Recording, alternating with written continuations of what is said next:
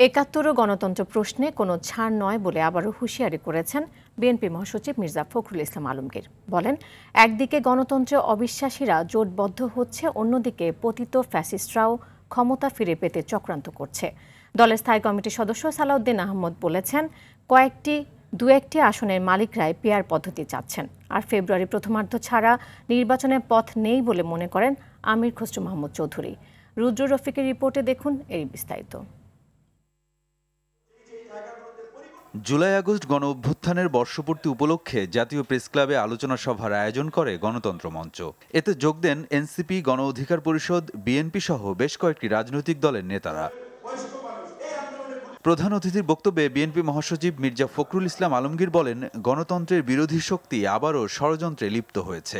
যারা গণতন্ত্রে বিশ্বাস করে না তারা আবার জোট পাকাচ্ছে। যাকে আমরা বিচারিত করতে সক্ষম হচ্ছিলাম তারা ভেতরে ভেতরে আবার সংগঠিত হচ্ছে এবং ক্ষমতা ফিরে পাওয়ার চক্রান্তে লিপ্ত হচ্ছে। গণতন্ত্র পুনঃপ্রতিষ্ঠার সুযোগ হারিয়ে ফেললে দেশ বহু বছর পিছিয়ে যাবে বলেও মন্তব্য করেন মির্জা ফখরুল। ৭১ হচ্ছে আমাদের কিন্তু মূল কথা, স্বাধীনতা যুদ্ধ আমাদের মূল কথা, ওইখানে আমাদের কোনো কম্প্রোমাইজ নাই।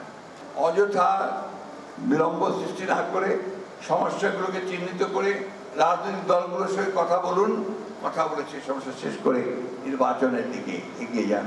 বনানীর একটি হোটেলে এক গোলটেবিলে যোগ দিয়ে সালাউদ্দিন আহমদ বলেন, গণ অভ্যুত্থানকে টিকিয়ে রাখতে নির্বাচিত সরকার প্রয়োজন। আমরা এখনো ইভিএম এ টিপ দিয়েটা শেখানো পারিনি, এখন আমরা আছি পিআরে। আজকেও পিআর করে মহাসমাবেশটা করছে। যদি সরোয়ার্দী উদ্যানকে একটা নির্বাচনী এলাকা ঘোষণা করা হয়, একটা পেতে পারে। যাদের এই অবস্থা তারা পিআর নিয়ে মহাব্যস্ত।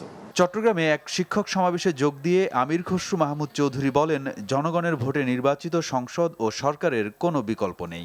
দেশটাকে বাংলাদেশের মালিক যারা, জনগণ যারা, তাদের হাতে তুলে দেওয়া দরকার। তারা সিদ্ধান্ত নেবে আগামীর বাংলাদেশ কিভাবে চলবে। রুদ্র রফিক, RTV, ঢাকা।